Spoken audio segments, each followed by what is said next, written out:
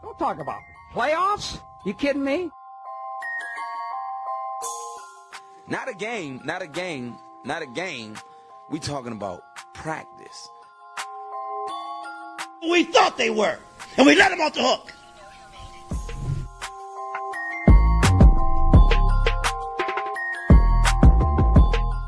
Besides, a different league, I'm coming.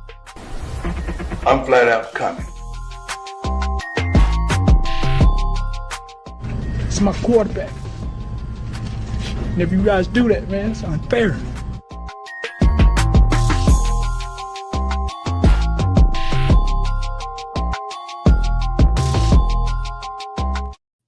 All right. Hello, everyone. Welcome once again to another edition of the Sports Report Podcast. I'm your host, Mr. William B. Morgan. Got a lot to talk about tonight. We're getting week one of the NFL. We also going to talk about that Micah Parsons trade. But the first thing I want to talk about real quick, you already got a comment. You already got that comment. Say it loud and proud, folks. Bama sucks. And they took that pride, and it apparently the pride left when Nick Saban left. But let me go ahead and bring everybody in real quick. First, he's my co-host, and this man has forgotten more baseball than I will ever know. Let me bring my guy Seven in. Seven, what's up, man? Well, it's been a long, 3-day weekend. Like, Ando waiting for a girl back. Just long 3 days. But I'm glad that we're here. I'm glad that the Yankees still suck.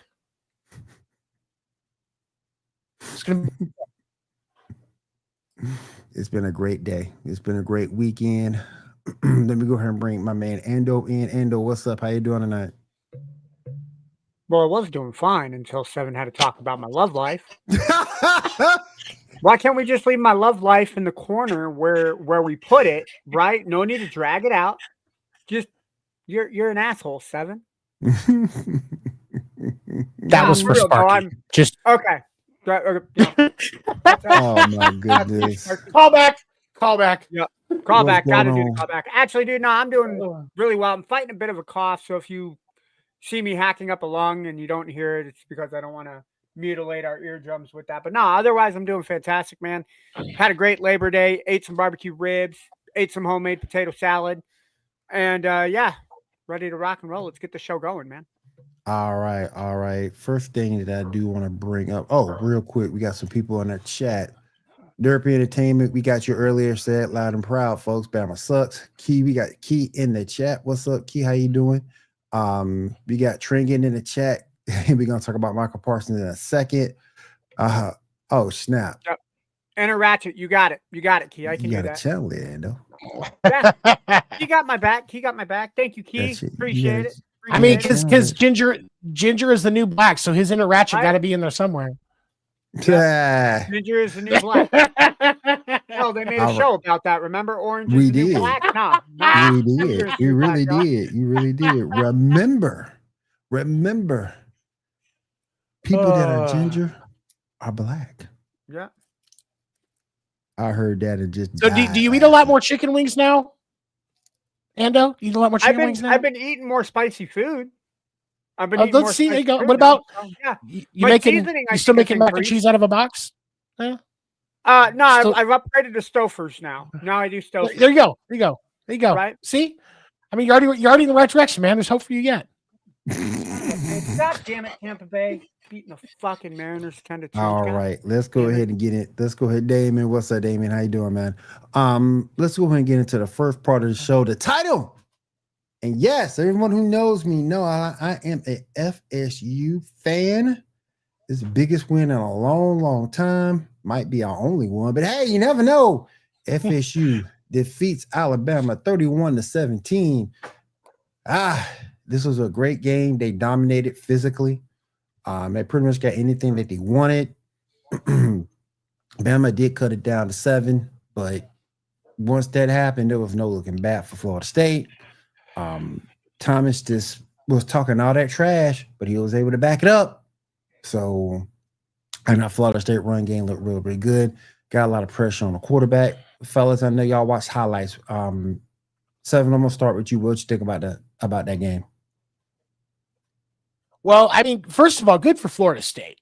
You know, that's a great way to start the season, a good confidence builder. I'm happy that they're finally a big enough football program that they get to start the season with a tune-up game. Because that's really a helpful thing in the season for those big programs like that. And for Alabama, you know what? Your program is just so small and broken. So you can't take this as anything other than just the reality of what a small program has to deal with every game for the first game of the year. So you throw it away, you forget about it, and you start the rest of the season with the hope that maybe you can break 500 this year.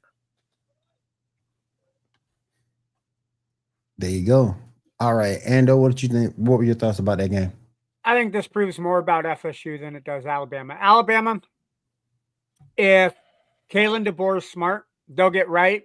They got 2 cleanup games that they can play before they take on Georgia. Mm-hmm.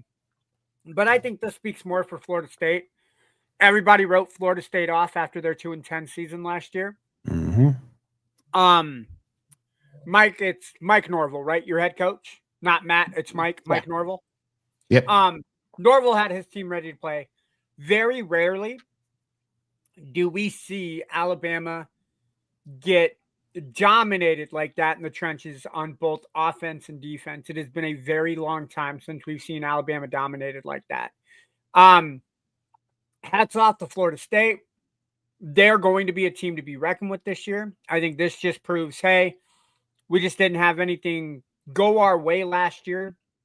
Florida State's going to be ready to play. I think Florida State's in the conversation for ACC. I still think it's Miami's to lose.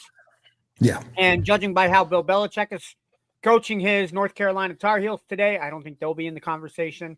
But yeah, I think Florida State's in the conversation of the playoffs if they continue to play like this. Again, it is early in the season, and injuries can creep up, and other coaches can game plan.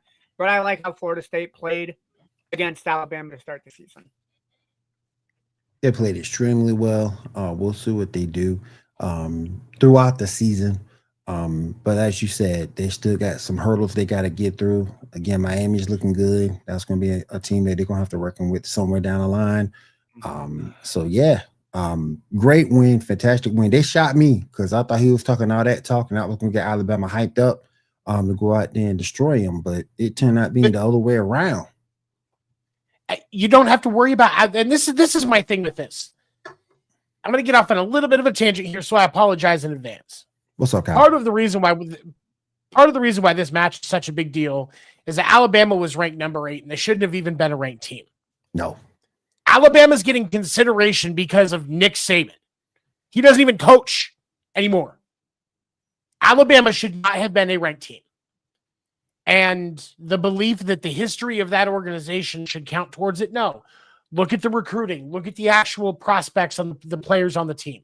Or, I don't know, just don't rank schools based on, things in the offseason. Wait till you see them and start the coaches poll with week 2. Yep. Like, let's be reasonable here. Like, it doesn't make any sense. First of all, if there's ranking before the season, but at a minimum, Alabama should not be a ranked school right now. They have to earn it. I agree with. According to Paul Feinbaum. Paul Feinbaum thinks Alabama is the best thing since sliced bread. 22,000 follower have an ass on Facebook. I actually a good month, and we could have more followers than Paul fucking Feinbaum, who But threw then a one of temper us would have to tantrum because Shedeur Sanders went week 5 or went round 5 when he is round 5 talent. And any one of us are better looking than Paul Feinbaum. 7, that is an honest truth. I think 7, when we get represented by ESPN, 7's going to be our spokesperson. Nothing against you, Will, but we need our HR representative up there. It's probably best that the press releases come from HR. Like that's just Agreed. for the best. Agreed. But no, like I Paul Feinbaum is the Skip Bayless of college sports. Agreed. Absolutely agreed. Really agree. There are so many other personalities. I would rather listen to Pat McAfee talk about college football than I would Paul Feinbaum. But I like Pat McAfee. I think Pat McAfee. I love Pat McAfee knows the game. Yeah. That wasn't meant to be a dig at McAfee at all. Okay. But how are we going to put Paul Feinbaum in the position that he's in? Like, as sports fans, like it is a testament to the fact that a small-time sports content creator with a year of hard work can have more followers than been on ESPN 20 plus years, Paul Feinbaum. Mm-hmm. And he talks college sports, something that is a high revenue generating business. Yeah. He's in front of a lot of people because ESPN's college football or college sports coverage is unmatched. And the best you can put out is Paul fucking Feinbaum. Yeah. Come on. Could have Joy Taylor in his position. Nope, you got to go with the old wrinkly man. I bet you'd get more eyes. I guarantee you, Joy Taylor starts commenting on college sports, and you put Joy Taylor in Paul Feinbaum's position, and a lot more people are going to be watching college sports. That's for damn sure. Yeah. Oh yeah, and I'm not forgetting Boston College. Cocoa Butter Company. Oh yeah, I'm not forgetting Boston College, Kyle. Ain't nowhere in the world you can forget Boston College. I'm sorry. What? Texas Texas getting embarrassed by Ohio State. Well, okay. Hold on. Because I'm going to argue that I don't know if Texas got absolutely. Arch Manning looked like garbage. I will say Arch Manning looked bad, and that offense had no rhythm. But Texas's offense got buried by. Are we going to say this though?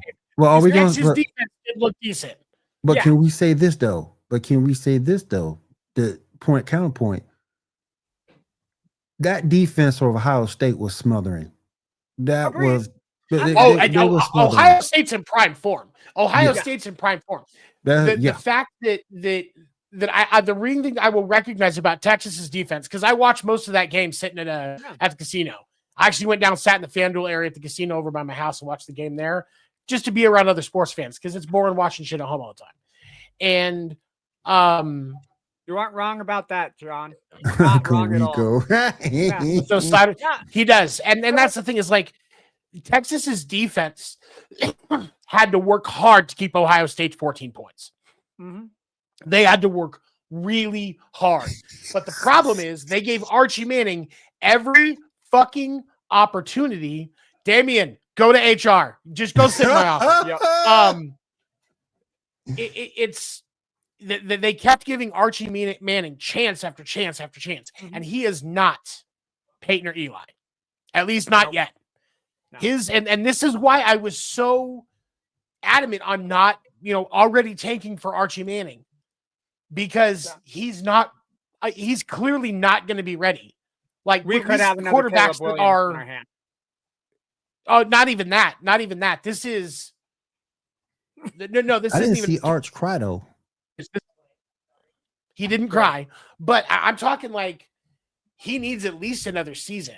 This isn't somebody like Caleb Williams at the start of his year of college ball. There was already enough of a foundation there that you could see that he was going to be able to go to the NFL. Yeah. We have seen Archie in what now? Officially 4 games? Yep. Between last year and this year? Yeah. It's not there yet. No. But she actually probably already has, Damien. The argument that I will say is any quarterback that's starting, you got to go into, I would argue, top 3 venue to play in, that is not your home stadium, it's going to be a tough environment for him to play in. I think if he has more experience, I don't think he's bothered by the noise. But you can make an argument. And time will tell. Yes, you can make an argument that Ohio State is one of the top 3 places, one of the top 3 hardest places to play in. I don't think I saw that, Kyle.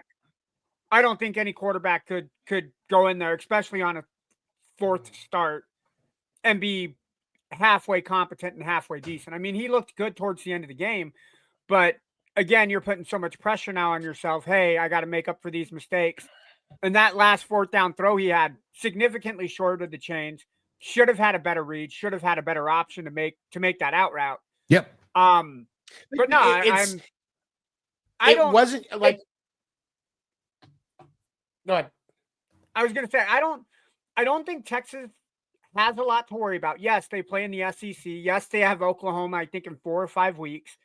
But they have plenty of time to get this fixed, to get Arch back into the form that they believe he is in. And Sarkisian, as much as I don't like it, he's a head coach for a reason. Yes. He shows he knows the offensive abilities that offense has, and we'll see that, I think, over the next couple weeks.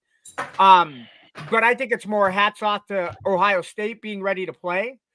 And again, you said it 7, that defense, you held Ohio State to 14 points. In any other circumstance, I think a team is happy that you held a Ohio State offense 14 points. You have an opportunity to win. But 2 costly turnovers by Manning, and just the offense not clicking. I think if this is a mid-season matchup rather than a week 1 matchup, I think we talk an entirely different ballgame. I don't know, because Ohio State just gets better every game. Yeah. Like, and to what John said, they didn't look their best. No. But Ohio State gets better throughout the year. They always look the worst that they're going to look usually at the beginning of the season. Yeah. But as they get into that rhythm, and I'm sure that Archie will look better at the end of the year than he did today, or than he did Saturday. Sorry, Saturday. Yep. However, for me, that entire offense was completely unprepared. And okay, I would say completely unprepared, but they were unprepared. And that goes back to the offensive coaches and Sarkisian for not having them ready for things like the noise. Teams, when they're going to go into Kansas City, they practice inside of their facility and they crank everything up as much as possible to where you're at like 125 to 130. So you're much more comfortable with the noise when you get into the 135 to 140 in Arrowhead. Yep. And it's not like they don't have an indoor training facility that they play in. So you can't tell me they didn't have the resources to do it. Yeah. So that tells me that they weren't prepared for it. And Archie wasn't prepared. And that is on the coaches as much as it is on him as the quarterback. Especially, dude, you're a Manning. Yep. It sucks, but you've got to be doing more preparation than just what your coaches are handing to you. He looked like his granddad, and his granddad wasn't that good either. But anyway, no, but his granddad was far worse than he was. But oh yeah, for sure. I think the only reason we're talking about him though is because he's a Manning. I think if it's anybody else, I think it's he doesn't get the publicity that he has. Right. No, I mean, but being in the Manning business is good business. So they're gonna, we're gonna get it. We're gonna see it for a while, unless something happens where he just completely crumbles and we don't, he doesn't actually do anything like outside of something like that happen, which I don't think is going to happen. Well, this is just the start of it. Honestly, this is really just the start of it.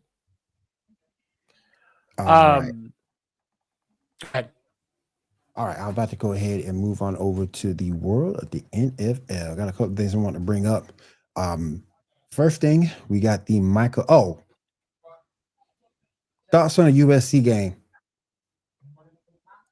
Anybody watch that game? Who did USC play? Doggone it. Had the quarterback from Tennessee. And he got. No, that's UCLA. UCLA and Utah played each other. Yeah. No. I'm gonna leave my conversation out of it just completely overwhelmed. I didn't see any hype about him when he was in Tennessee.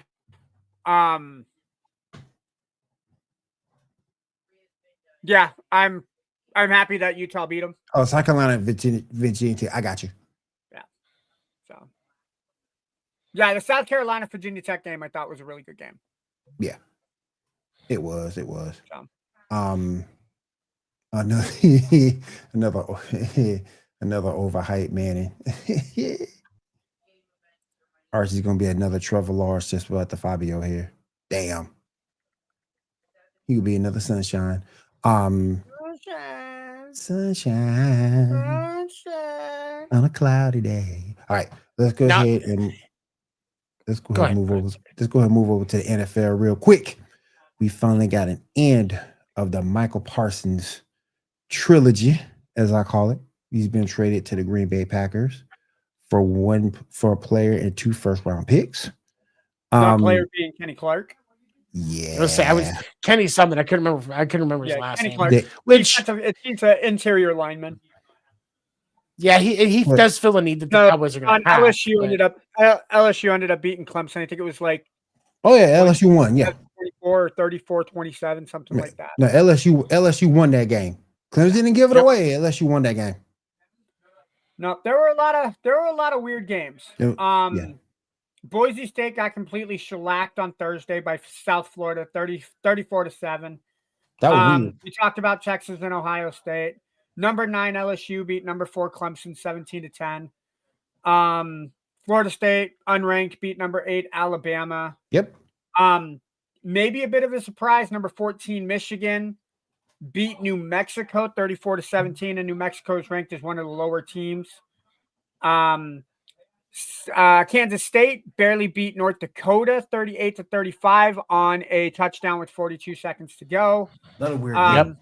For our girl Erica, who's not here, Oklahoma beat Illinois State 35-10. Shout out to John Mateer, looking like he did at Washington State. I still don't like that he's playing for Oklahoma, so eat one, Erica. And then number 10 Miami beat number 6 Notre Dame yesterday, and then South Carolina beat Virginia Tech. So, a couple upsets in the top 25. Boise State obviously will be out. I think for us to start the season that way, I think it'll be. I don't know. I like the upsets kind of more midway through the season, but it's week 1. Well, week 2 technically, but yeah, we're all good. We're all good, man. All right. Let's go ahead and move over to the NFL real quick. We got to end to that Michael Parsons trilogy, as I said before. Ends up getting traded for Mr. Clark and 2 first-round picks. I don't know if I feel the way a lot of these other analysts feel. Because definitely with this trade, you can see Green Bay is going for it all. And you can't blame them. But at the same point, and fellas, y'all can help me with this. I just feel Micah, while he is a great pass rusher, don't get me wrong, great pass rusher, but I think teams are gonna do to him what they did to him when he was with the Cowboys. I think they're gonna run right at him. He can't play the run. He's a pass blocker. Right. He's strictly a pass rusher. He can't play the run. And he's small. I like the move. Personally, I think Green Bay fleeced Dallas. For Dallas to get just 2 first-round picks, they're probably going to be anywhere from pick 20 to 32 the next 2 years. You give up Kenny Clark, and I like Kenny Clark. Don't get me wrong, but more people know Micah Parsons. More people know Micah Parsons than they do Kenny Clark. I think it's an outstanding move. I think it puts Green Bay now in the conversation to seriously contend with Detroit for the division. And Jerry Jones just proved that he's too old to be running the team, that he needs to get out. But I've said that over and over before. We've been saying that. But Kenny Clark will help Dallas stop the run. This is a good point. That's a good point, John. He will help them stop the run. But my thing is, Dallas wasn't going to do anything anyway, because even with Micah Parsons, that defense was terrible. But now, over with him in Green Bay, you know, the one thing that hurts that team is Jordan Love's interceptions and turnovers. And now you don't have to worry about it as much because that defense, they take up a lot of that slack. I still think that Michael's weak against the run, but he's a clear generational pass rusher. He can get up. He can get up the field, get to the quarterback. Seven, what did you think about this trade? I as someone who has Jordan Love as their fantasy quarterback for their dynasty league, Nerd. I'm happy about this for that. Like I know I have friends who are Packers fans. I know they're happy about it. Annie Agar, she smiled, so that made something tingle in me. I can't talk about that on air though. Can we hold on so before Annie we continue? Can we just say that Annie Agar with her brother, who is a big Detroit Lions fan, I love the banter between the two of them when we the videos that they do together are great, man. I love it. Shout out to Annie Agar. If you guys aren't following her on TikTok, follow her on TikTok. But I mean, obviously, Annie Agar was happy, so that's always a good thing. But for real though, like the thing that frustrates me, like I have friends that are Cowboys fans, and when you're the NFL, to allow a product like this to continue is bad for business, because the Cowboys, whether we like it or not as sports fans, Cowboys are one of the biggest sports brands in the world as a whole. And you now have Grandpa Jerry. You guys want a really good player? You guys want a really good player? Here's a really good player. You got Grandpa Jerry trading away talent for penance. Just pennies on the dollar. Now, there are some saying this could be like the Herschel Walker trade. What you get out of those first rounders is going to be the true tell to whether or not it was actually worth it. And to a point, I think you're correct. But to another point, is Jerry going to be alive long enough to actually see those picks to come to fruition? Dude's 88. 88. Jerry's Micah Parsons wasn't. Yeah. I mean, you're looking at to have both of those picks. If you're picking a non-quarterback with those picks, which I doubt it's good. That's what it would. Yeah, I doubt it would be a quarterback. But if you're picking a non-quarterback type player, you're still looking at a minimum of 2 seasons after this one before they're both on the field. And they're going to be rookies. So it's going to take them a couple of years to really get up to speed and where they're producing in a situation where they're at a level of production for their roles as Micah Parsons is for his. And, so that puts you with everything else that they've got to do at best right now, 5 years before they're in a Super Bowl. If it's even that soon. Yeah. The smartest thing that they could do is make a splash trade right now. Make a splash trade right now. And use those picks in the trade. Get somebody big. Put another anchor in your defense. And I don't know what that looks like. It has to be a defensive anchor. Then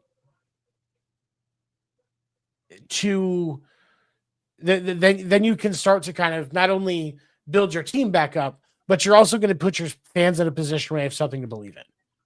Because with the recurring problems with the Cowboys, fans are going to stop buying at some point. It's the same problem the New York Yankees are facing. If you don't get it right, eventually fans are just going to stop buying. Yep. The problem that I have with that, though, is the Cowboys is such a big brand that nobody's going to stop watching them. It is. It is a big brand, but when we look at how much the Patriots brand dropped off. How quickly the Patriots brand dropped off. Yeah. It was that quick. And the Yankees, one of the biggest sports brands in the world, I would argue they've seen a drop. No, that's the Dodgers now. Well, now because of Shohei, but I mean, over time, yes, it's the Yankees, but these teams that it does die off, and people say, "Oh no," just because the media is talking about it doesn't mean they haven't noticed a 40% drop in ticket purchases year over year. They haven't seen a 60% drop in merchandise purchase year over year. Like, those things are still happening, even if ESPN's talking about them every other fucking day. Right. So don't let the media coverage of brands like the Cowboys or the Yankees or the Red Sox steer from the fact that these teams that are, yes, big brands media-wise, when their production drops off to a certain point for a certain amount of time, so do the ticket sales. So do the merch sales. And the thing about that is, so like, I'll give you an example. Right now, Boston has, including today, 20 game sellout, consistent home sellout. The last 20 games. Consecutive home games, 20 home games sold out, which is, for some organizations, they're like, what, you can do that? Like, yeah. Boston's record, though, is 32. And keep in mind, obviously, for those of you who don't know, there's only 88 games in a season. Or I'm sorry, 82 games, 82 home games. 81 home games. 81 home games, because 162. This is 160. Oh, yeah, okay, I'm sorry. Yeah, sorry. 81 home games. And some of those are doubleheaders, and some of those are, there's various other reasons. And Boston used to be the type of brand, especially from like 2005, 2006, up through about 2014. It was always like every game was a sellout. But their production dropped off, owner investment, the lineup dropped off, and the brand dropped off. And Boston actually saw a sharp drop in merchandise and ticket sales. Now, for the first time since 2019, they have a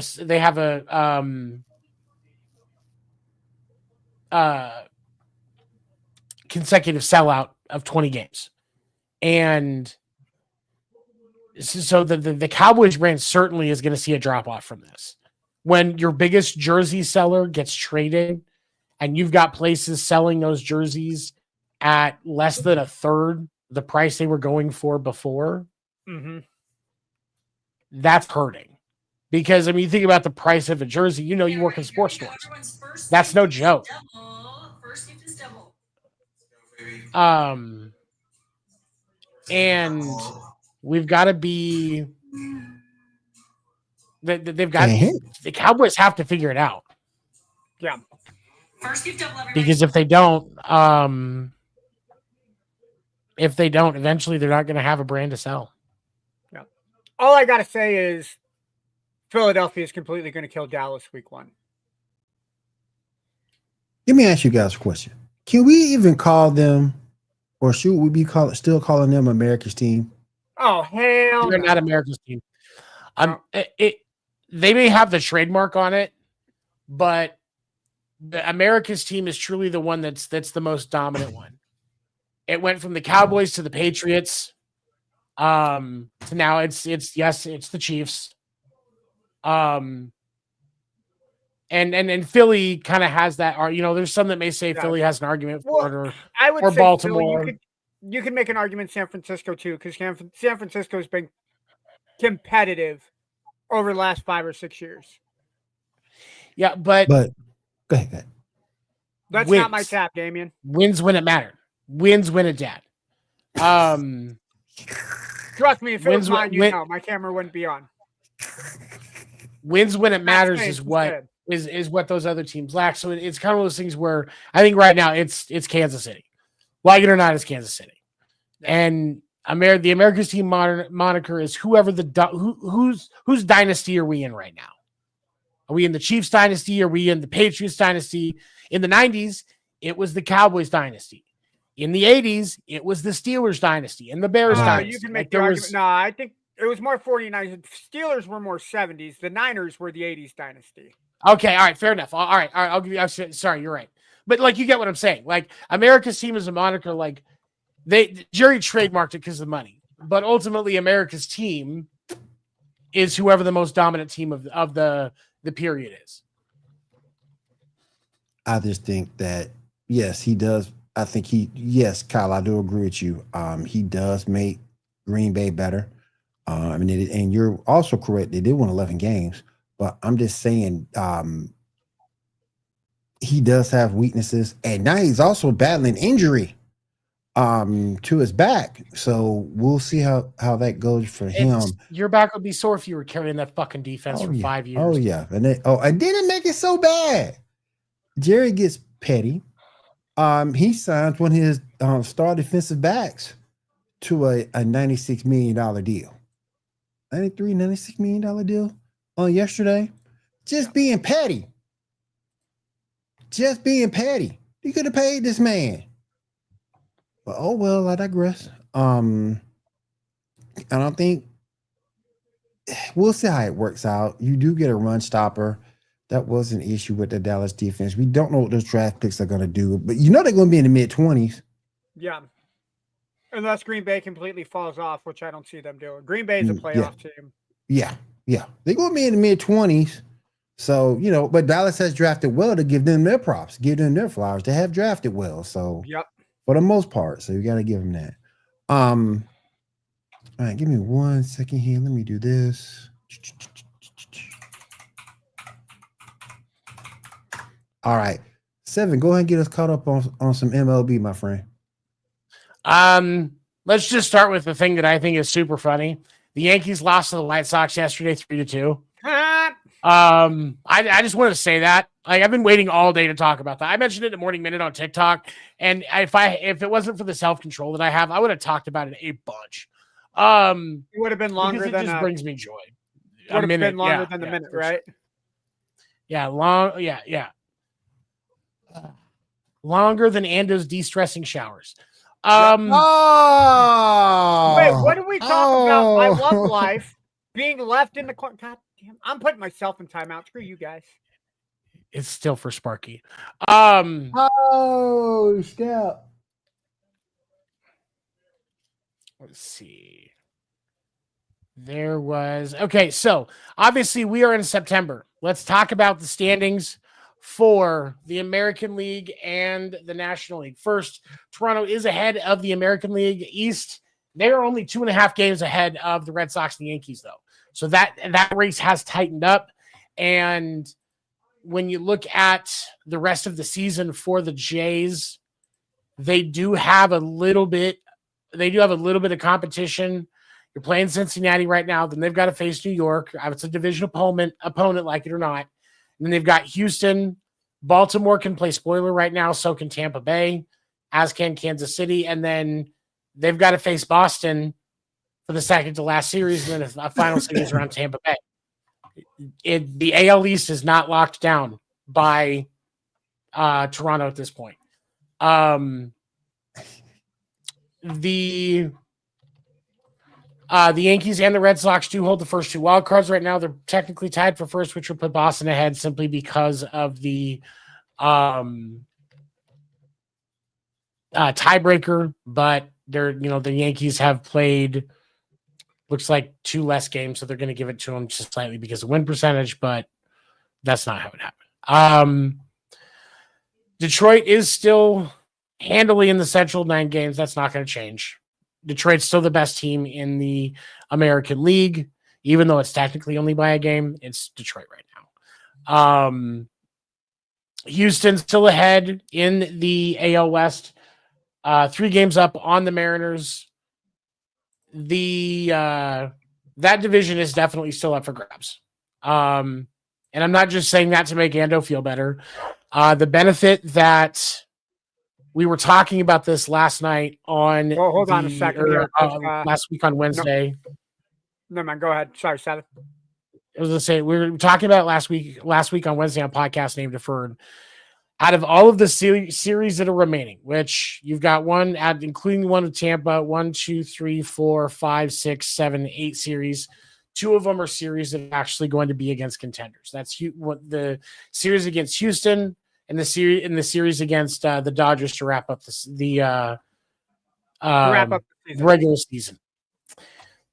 So I mean, if you just dominate through those others, it's kind of, a little bit more difficult for Houston because Houston has Toronto, Atlanta, Texas, you guys, the A's, and then the Angels. The only benefit that Houston has is they've got, PUD for the last 6 games. It is still possible that Seattle takes this division. Do I think that I honestly, I think it's Houston, but Seattle still does have a shot.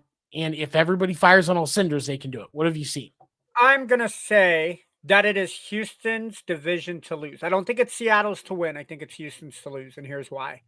Seattle, for whatever reason, seemed to play really well against contenders. But when it comes to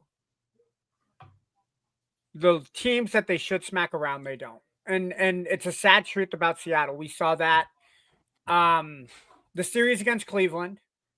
I think they should have won 2 or 3. They lost 2 or 3. They had the series against the Royals a couple weeks back. They really should have won that. They didn't. Yep. That said, Seattle still has time to fix this. Use these series they have against Tampa Bay. Obviously today that didn't happen. But take John, we're going to talk about that. Yeah, take the series that you should win. If you can take 2 out of 3, you don't have to sweep, but you have to win 2 out of 3. And then the series against the Astros, you have to sweep. And then you need to hope.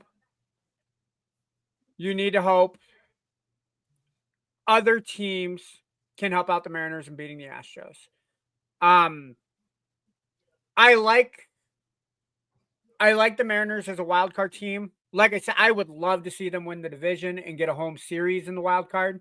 I don't think they're going to overtake Detroit or Toronto or Boston for one of the first 2 seeds to get a bye right into the divisional round.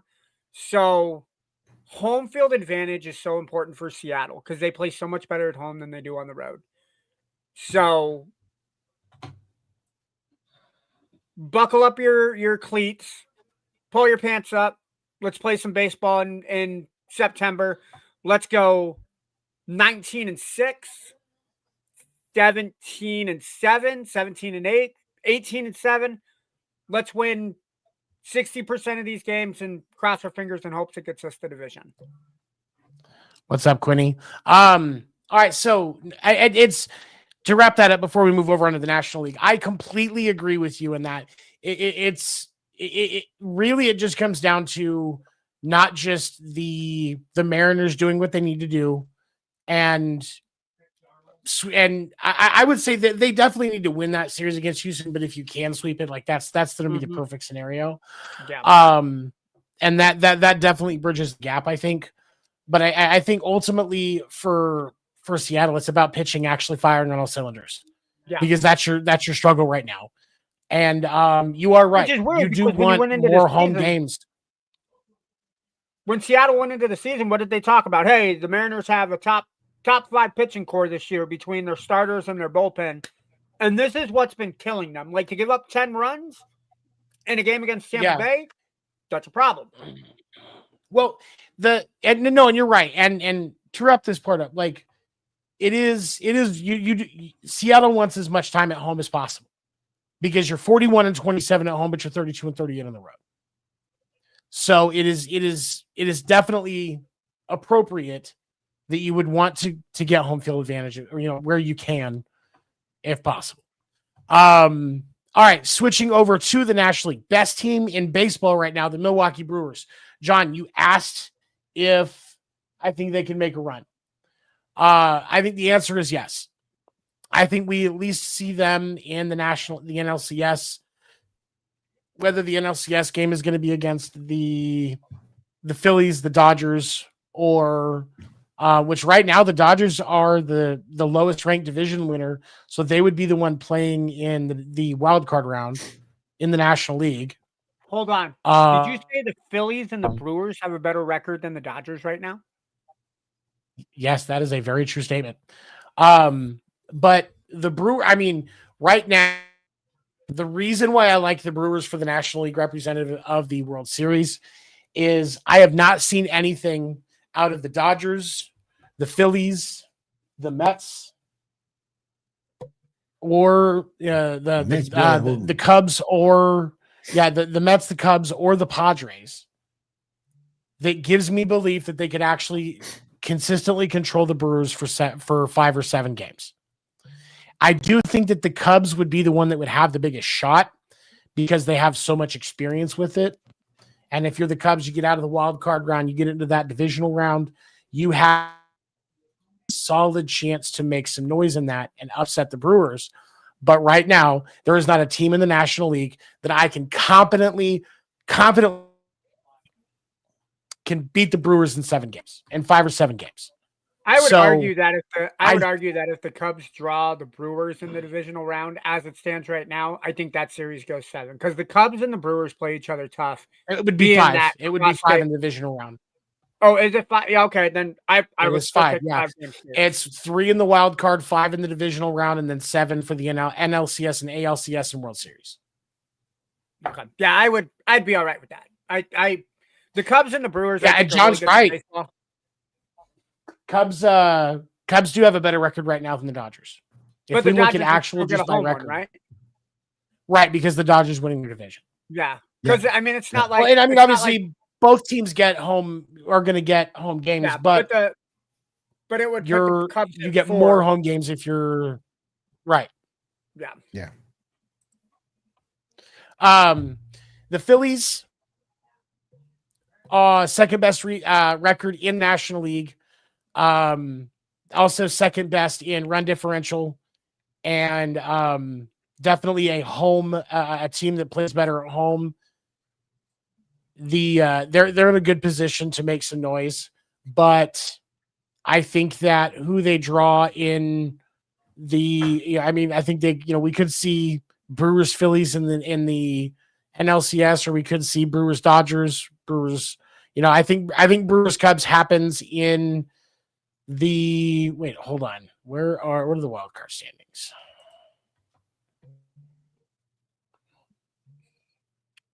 I think Cubs Brewers, that's when it would be. If everything sits right now, when it would be the divisional round, because the Padres and the Mets aren't coming out of the wild card or are coming out of the wild card round. Yep. They're just not. So you would have Brewers Cubs, and that's the best shot for somebody to beat the Brewers before they get to the World Series. I'm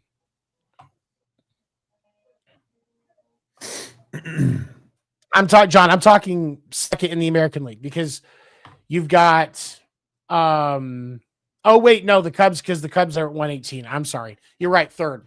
My bad. I apologize.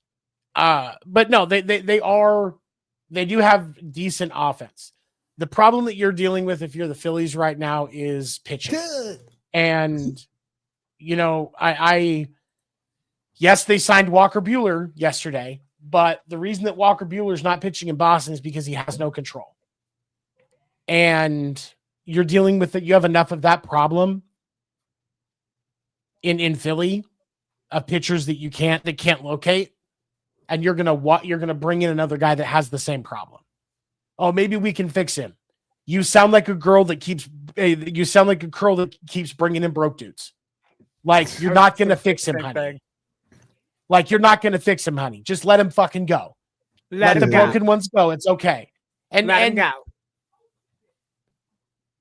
So for me, it's the Phillies pitching is going to be their biggest liability. I like them as a team, but if they're going to have a liability, it's going to be on their pitching. Kyle Schwarber is playing at an unreal clip, not just offensively, but defensively as well. But when you look at their team all the way around, they've got a great closer and Johan Duran. Obviously, you got Real Mutual behind the plate, Bryce Harper, Bryson Stott, Alec Boehm, Trey Turner, Max Kepler, Brandon Marsh, Castellanos, and Schwarber. Like top to bottom, that is a solid team. On when it comes to fielding and offense, it's your pitching that's your problem. So I hope for their sake they can get there, because that could put them in position to be in the NLCS, which I think is kind of their peak. But there's a lot of potential there. And then, as I said, the Dodgers, they are they have the fourth best record in the National League. They are leading the NL West. They're up on the Padres by 2.5 games. The Dodgers are not playing like the Dodgers that we normally expect, and maybe it's just because they know they don't have to turn it on right now. I was going to say, it's always possible. Are they playing possum at this point? And that's the question you got to ask yourself when you look at a lineup like that, because that's what they should be doing. Like if that's why things are going the way that they're going, then that's what they should be doing.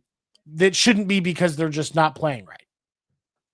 But as of right now, really all it looks like is they're just not playing right, and it's not fitting the way that it's supposed to. And as a result, there is nothing about that product that lets me think that they'll make it out of the divisional round. And if you get, when you look at that, so they would be, as of right now, the Dodgers would be playing the Mets. And while we all know that Mets are going to Met, occasionally they get lucky. And if you're gonna talk to me about a team that chokes in the playoffs and somebody else getting lucky as a result, Arizona Diamondbacks owe their last World Series run to the Dodgers choking in the playoffs, just hands down. So for me, it's, I mean, I think that the Dodgers, as of right now, if I had to pick, I'd say the Dodgers are the first division winner to lose in the playoffs. And then I would say that on the American League, it's definitely, no offense, Ando, whoever wins the AL West. Yep. I'm not disagreeing with you there. I think the AL West, I think they're going to get so tired of beating each other up that they're one and done in the wild card or divisional. Right. And really quick, before we wrap it up, now I want to show you guys, I want to talk about this really quick. So Boston called up their top pitching prospect, Peyton Toll. And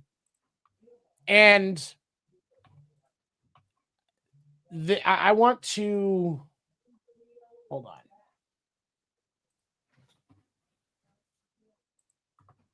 I need to show you guys this picture,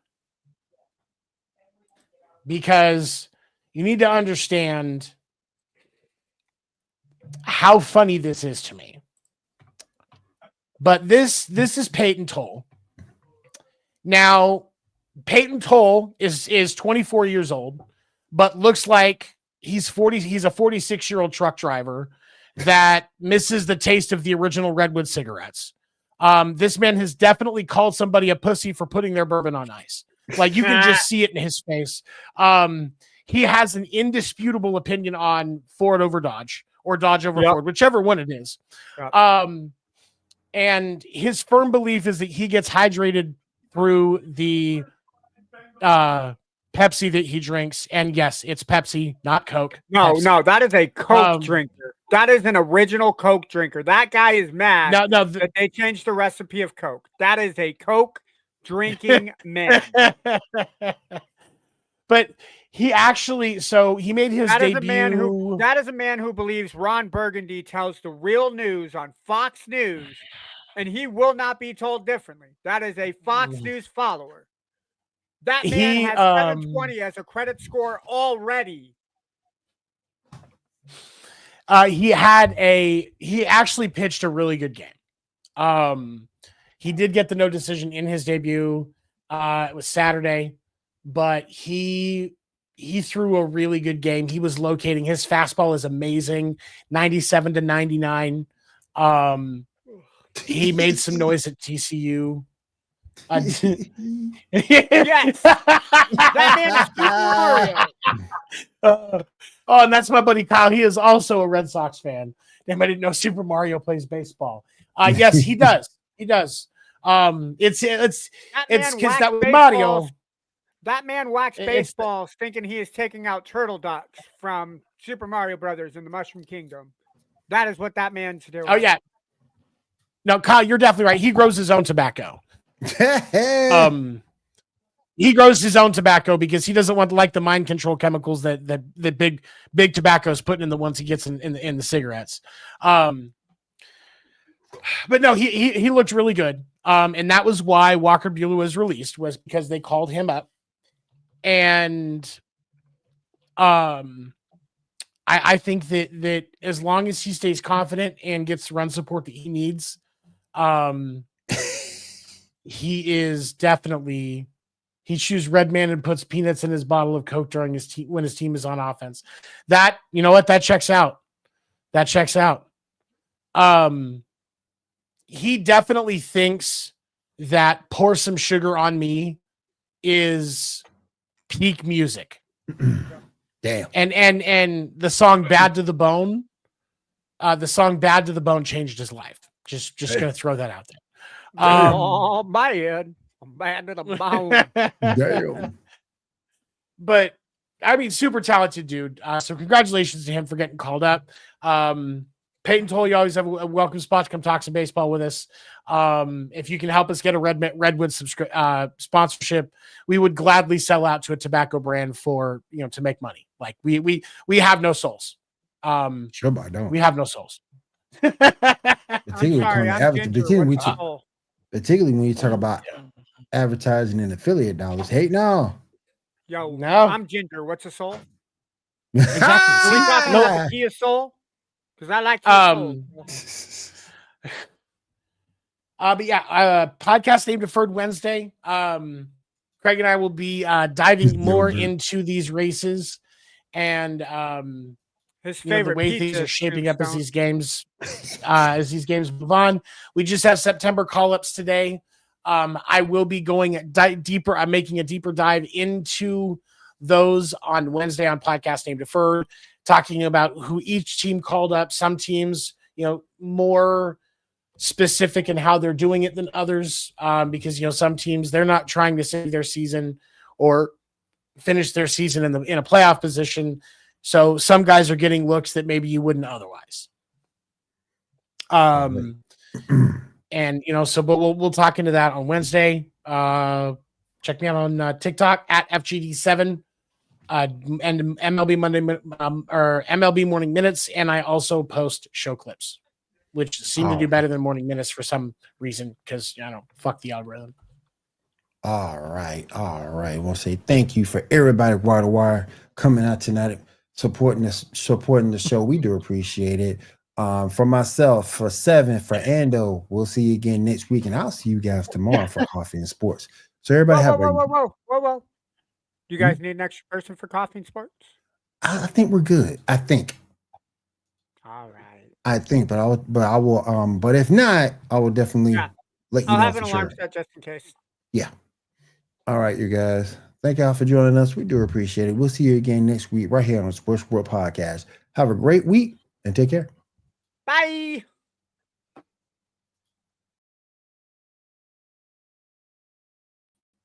That man believes that waxing your chest hairs is a wrong move. That man has a full